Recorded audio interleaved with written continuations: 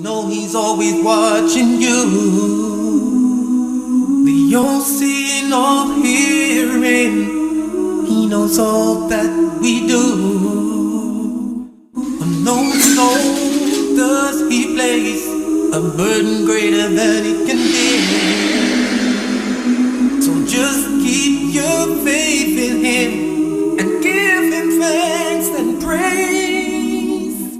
He is the maintainer, he is the preserver, he is the... Debates over integrating devout Muslims into society are not unique to the United States. Effective today, it is illegal to wear a burqa in France or a niqab like this, a Muslim veil that reveals only the eye. I'm joined by Hiba Ahmed, a writer for the blog Muslim Matters, who's against the ban. She's in Albuquerque. And Mona El-Tahawi, a columnist on Arab and Muslim issues, who wants to see the ban extended everywhere. She's joining me from Washington. Welcome to you both.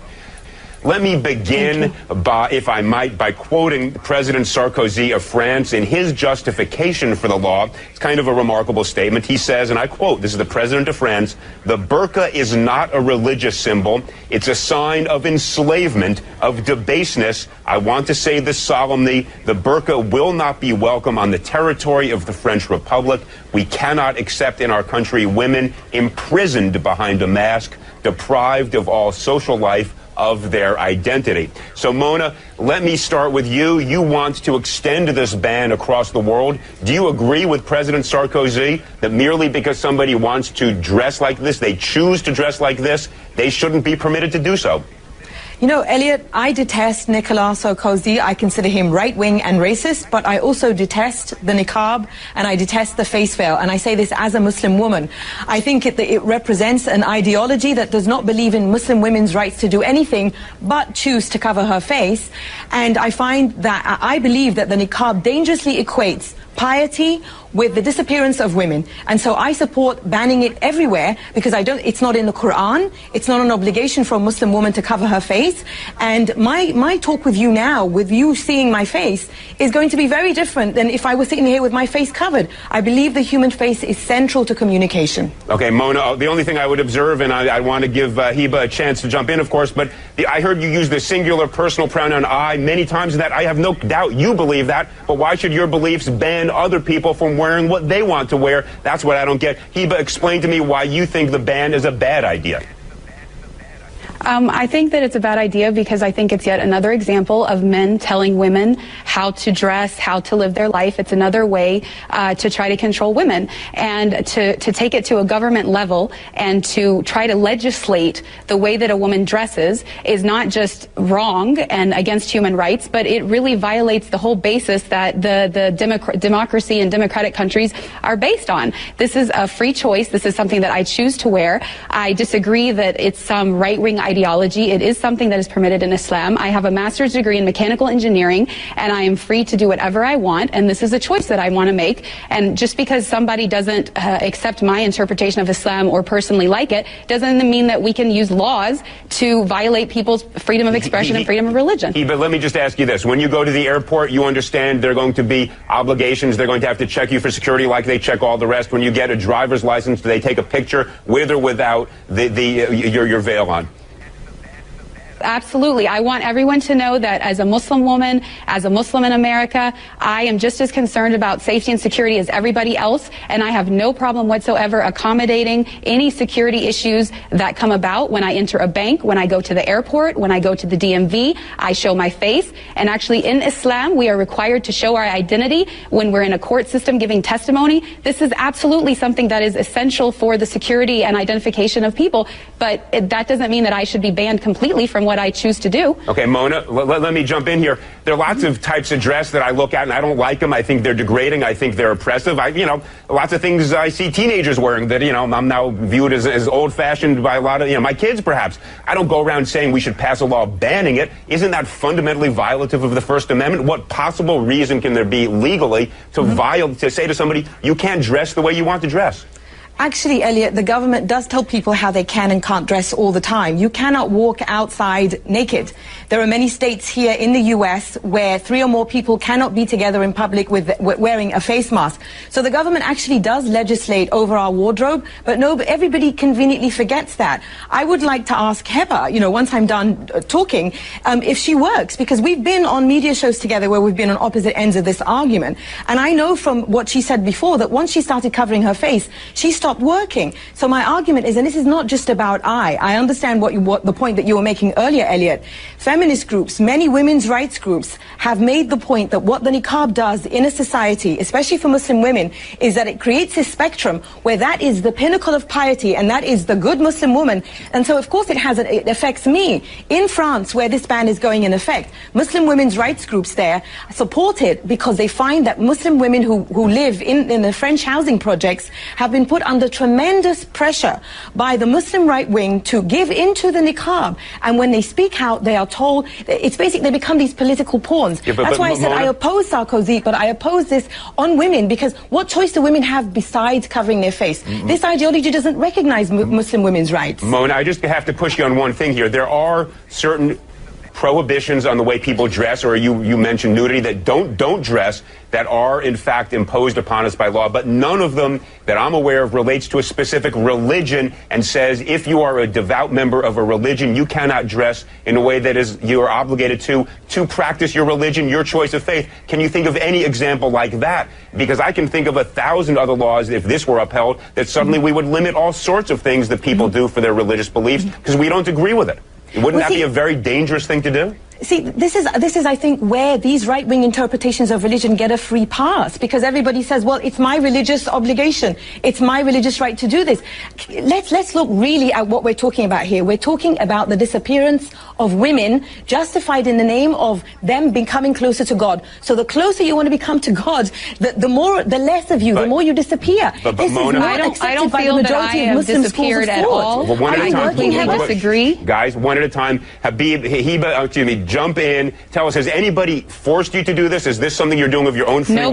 Nobody has forced me to do this, and I really have to disagree with the statistics that Mona is trying to put forth, because studies have shown that there are only 2,000 women in France that wear the niqab. The majority of them are converts who converted to Islam and are voluntarily choosing to do it. This is my choice. Nobody can force me to take it off. I would not take it off even if you paid me to do it. And the fact of the matter is that I have never met a single Muslim woman in all of my travels around the world that is being forced to wear it. I understand Mona does not like it and does not want to wear it personally, but she keeps talking about her own feelings about it, and she wants to use the law to support it. If she wants a diversity in Islamic belief, then she has to accept my version just like she wants me to accept hers. Mona, let me ask you this question. Do you have any evidence to support your statement that women are forced to wear this? And let me ask you this. If women are being forced to do something they don't want to do, there is recourse other than banning this entire mode of dress that is chosen, as we just heard from Hiba, by people who do choose to wear it of their own free will. You know, I lived in Saudi Arabia. Heba says that she's traveled the world and she's never met a woman who's been forced to wear it. I lived in Saudi Arabia where millions of women are forced to cover their face. But now that the argument will be, well, that's in Saudi Arabia, not in France. What choice does a woman have when she's told she will burn in hell if she doesn't cover every inch of her body? What kind of a choice is that? So of course these women who convert to this ideology, I've never heard anybody say that. The women who convert to this ideology, who are then told that this is how to be a good Muslim woman, to be close to God, to avoid hellfire, is there really a choice in that? And I believe when you have a law like this, you know, I told you I detest Sarkozy, I consider him racist, but I will not sacrifice Muslim women's rights in order to uphold the Muslim right wing, which I believe is misogynist. With a law like that, a woman can tell her husband or any male relative who is forcing her to dress like this, the law says I don't have to dress like this. Mona, let's not deal with Saudi Arabia. Different customs, different laws. We have a First Amendment. No, I was talking about France. I was talking about France. Wait, hold on one second. In the United States, we have a First Amendment that gives people the right to practice religion as they wish. Do you not think that a law that in the United States that would ban this form of dress would violate the First Amendment permission to practice religion as each individual sees fit? Well, this comes back to religion again. Everything is allowed just because someone says it's their religious belief. You know what I think? No, Mona, you're going to jump in. Hold 1 second. It's banned or permitted until there is some compelling state interest on the other side, but it's got to be an overwhelming interest. What is the overwhelming interest that would justify us in banning a type of dress that people choose as a result of their religion? All the reasons I just gave you, but I will repeat. I believe that this is genuinely harmful to Muslim women because it creates this pinnacle of piety in which a Muslim woman is told, this is the closest you can get to God, and she's disappeared. I'm no longer here. You don't even know who I am. The face is central to communication. And not just that, it objectifies women. The pinnacle of objectication. Look, I agree with much of what you're saying, but not as a matter of law. Hibba, you know, you get the last word. You haven't gotten a fair time on this one. Give it best 15 seconds you've got. Basically, I want people to know that when I choose to cover this way, it's because I am fighting against a systematic oppression against women in which women's bodies are being sexualized and objectified. This is a different perspective and a different form of empowerment in which I think when I'm in public, my sexuality is in my control and people have to deal with my brain and who I really am and not judge me by my body. And if we want to really talk about the oppressive situation of women, let's talk about all of the eating disorders, all of the plastic surgery, all of the unhealthy diets that are being done, all in the name of having the perfect body. To me, this is liberating and this is empowering. Mona keeps saying, I believe, I believe, I believe. Well, we don't make laws based on what Mona believes or what anybody believes. All right, guys, it's based on whether or not... This is clearly not an issue we're going to resolve in the next 10 seconds. I want to thank you both, Hibba Ahmed and Mona El-Tahawi. Clearly a passionate and important debate.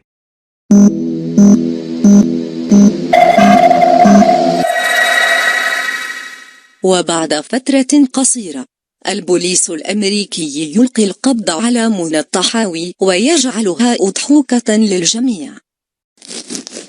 إن الذين يحادون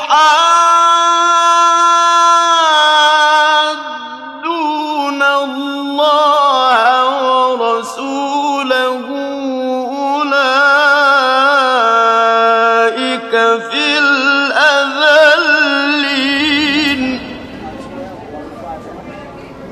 I'm expressing myself freely, and I hope no one goes down.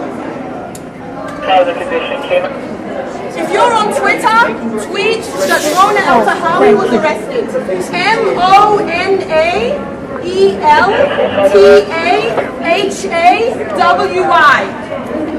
And my arrest, I'm 45, and I'm Egyptian American, and I refuse hate. What do you mean that's why?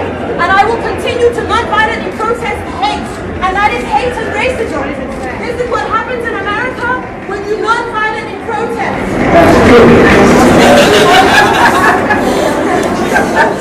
Allahu Akbar, Allahu Akbar. Peace, the solution for humanity, eternally. Oh, peace.